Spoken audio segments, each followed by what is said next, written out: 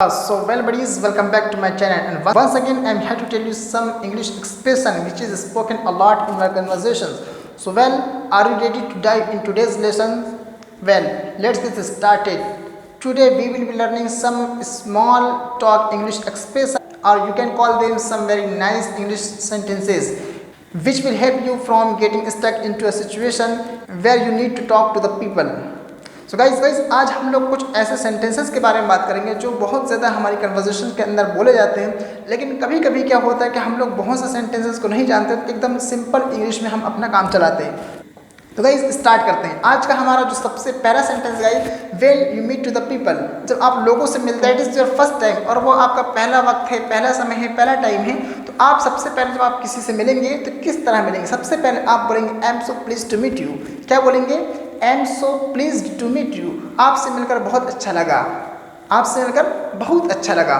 Next sentence is that please to have you. It means is that, इसका मतलब ये होता है गाइस कि जब आपसे कोई मिला, आप बोलना चाहते हैं उससे कि आप आए, मुझे बहुत अच्छा लगा, तो आप बोलेंगे please to have you, please to have you.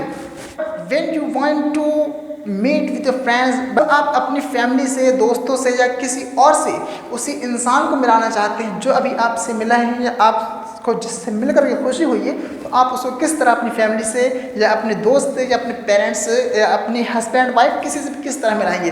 तो सबसे पहले आप उनके सामने जाएंगे और बोलेंगे I would like to introduce you to my family, मैं आपको अपनी फैमिली से मिलवाना चाहता हूँ। उसी तरीके से अगर आपको बोलना हो कि मैं आपको अपने दोस्त से मिलवाना चाहता हूँ, तो आप बोलेंगे I would like to introduce you to my friend. इसी तरीके से अगर बोलना हो कि मैं आपको अपने हस्बैंड से मिलाना चाहती हूँ, तो आप किस तरह बोलेंगे? आप बोलेंगे I would like to introduce you to my husband. अगर आप हैं और आप चाहते हैं कि अपनी वाइफ से किसी को मिलाना, तो आप बोलिएगा I would like to introduce to my husband. इसी तरीके से अगर आपको बोलना हो कि मैं आपको अपने बॉस से मिलवाना चाहता हूँ, तो आप बोलिएगा I would like to introduce you to my boss. तो गाइज इस तरह के सेंटेंसेस आप बोल सकते हैं। आगे नेक्स्ट एक्सप्रेशन इज दैट, और जो हमारा अगला एक्सप्रेशन गाइज वो बहुत ही ज़बरदस्त है, मैं बहुत ज़्यादा उसको यूज़ करता हूँ। क्या होता है, कभी कभी दो लोग आपस में मिले, एक दूसरे को जानते पहचानते नहीं है, आपने सामने लाया और उनको इंट्रोड्यूस करा दिया, उनकी पहचान करा दी कि ये मेरा दोस्त है, ये फ्रेंड है, ये हस्बैंड है, वाइफ है, इस तरीके से। उसके बाद आप बोलेंगे वहाँ पे I will leave you to get acquainted. इसका मतलब होता है कि मैं अब आपको यहाँ पे छोड़ता हूँ और आप लोग अपनी मन की बात करिए, आप लोग अब कुछ ज़्यादा बातें कर लीजिए। क्या है? I will leave you to get acquainted, मतलब मैं अब आपको यहाँ पे छोड़ता हूँ, आप जाइए, थोड़ी मुलाकात कर लीजिए, बातचीत कर लिए। तो आप इस एक्सप्रेशन का यूज़ कर सकते हैं, इस्तेमाल कर सकते हैं। But somebody came before you, अगर कोई आपके सामने आ गया, आप उसको पहचान नहीं पा रहे हैं, मतलब कभी कभी होता है कोई लोग बहुत लंबे समय के बाद मिलते हैं, हम पहचान नहीं पाते, मोटे हो जाते हैं या फिर दुबले हो जाते हैं या फिर उनकी हर चीज़ चेंज हो जाती है, तो आप बोल सकते हैं I almost did not recognize you, मैं आपको पहचान नहीं पाया। तो आप इस एक्सप्रेशन का यूज़ कर सकते हैं। और जब आपने पहचान नहीं पाया, तो आप उसके बाद जो दूसरा एक्सप्रेशन बोलेंगे गाइज, वो क्या होगा? वो बहुत ही अच्छा है। आप बोलेंगे I almost did not recognize you, you have completely change. या फिर आप बोल सकते हैं you have a change a lot, आप बहुत ज़्यादा चेंज हो गए हैं, आपके अंदर बहुत ज़्यादा परिवर्तन आ गया, बदलाव आ चुका है।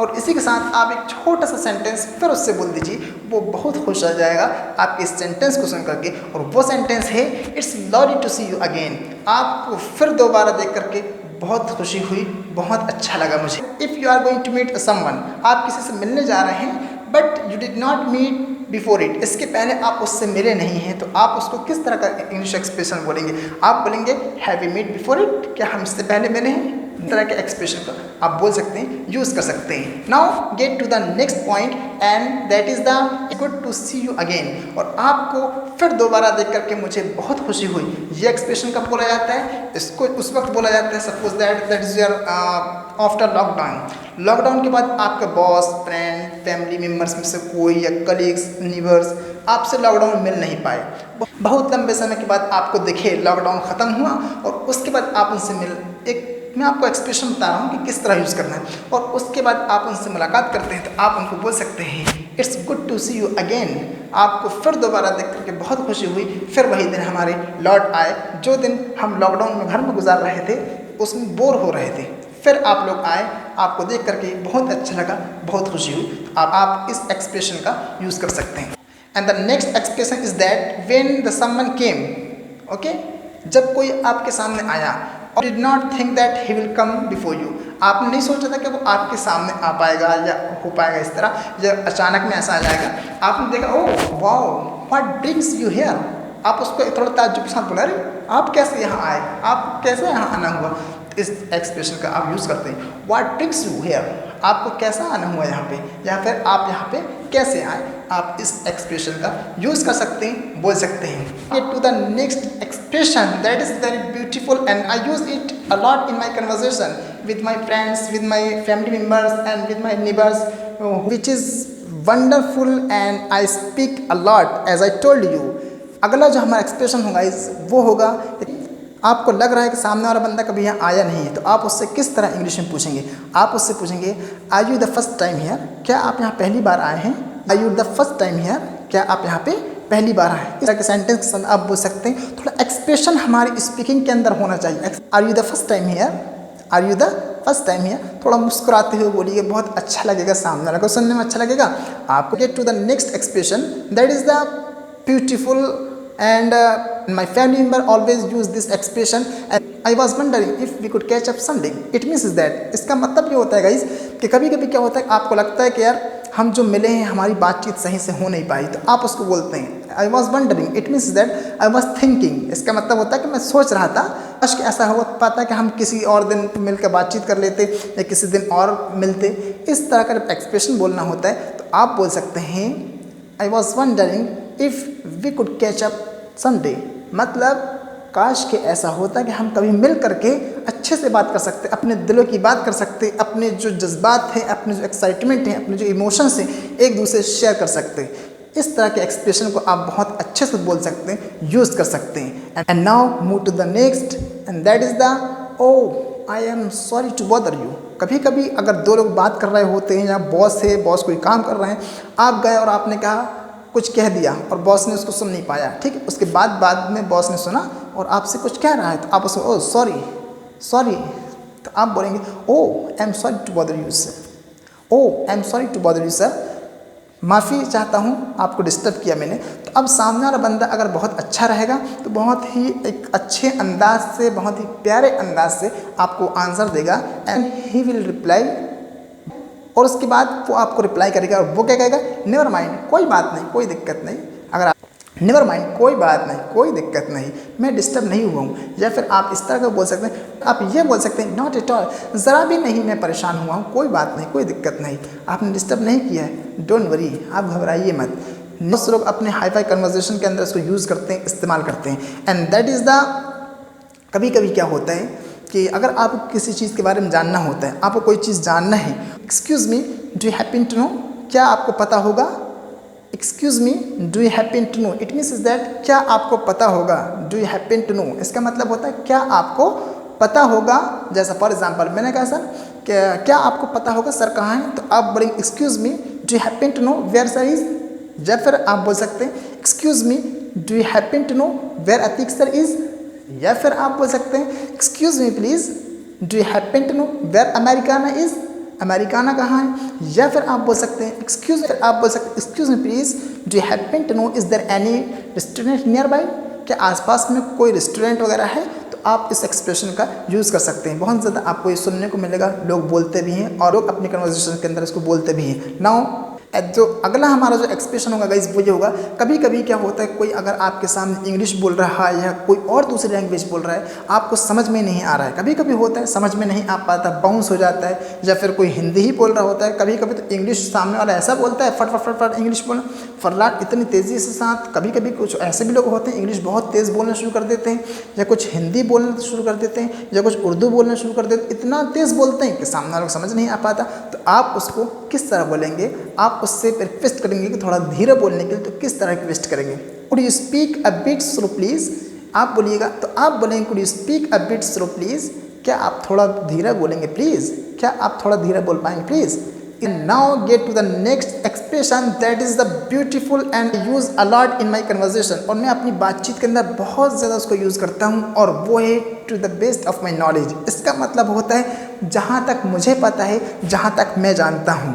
जहाँ तक कि मैं जानता हूँ कि ये रेस्टोरेंट चाइनीज़ फूड सर्व नहीं करता, तो आप इसको किस तरह बोलें? आप बोलेंगे to the best of my knowledge this restaurant does not serve Chinese food.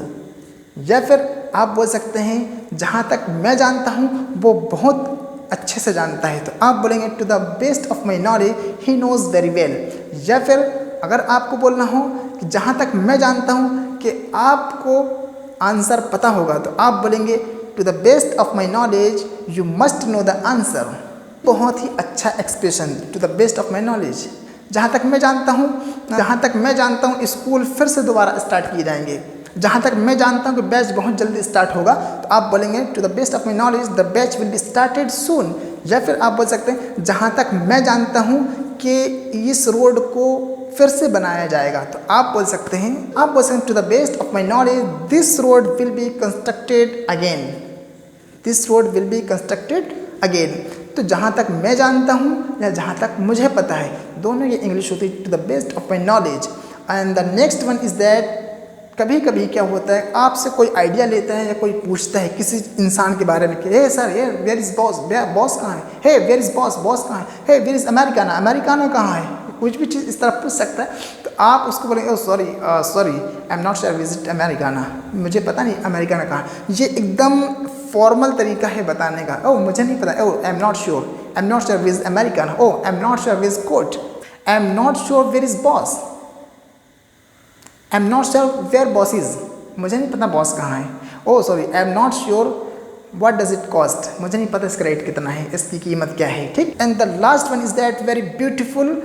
जो लास्ट वाला है गाइस वो बहुत ही अच्छा है, लोग बहुत ज़्यादा बोलते हैं अपनी कन्वर्सेशन के अंदर। और अपने कभी कभी आपसे कोई इंसान कुछ जानना चाहता है, पूछना चाहता है, आपको पता तो है कि इसका ये चीज़ ये है, लेकिन आपके पास वो वर्ड नहीं है, आप उसको एक्सप्रेस नहीं कर पा रहे हैं। आप समझ रहे हैं कि ये चीज़ है, लेकिन कभी कभी होते वर्ड आपके माइंड में नहीं आ पाते, तो आप उसको किस तरह से बोलेंगे? तो आप बोलेंगे I am not sure how to put it into the words.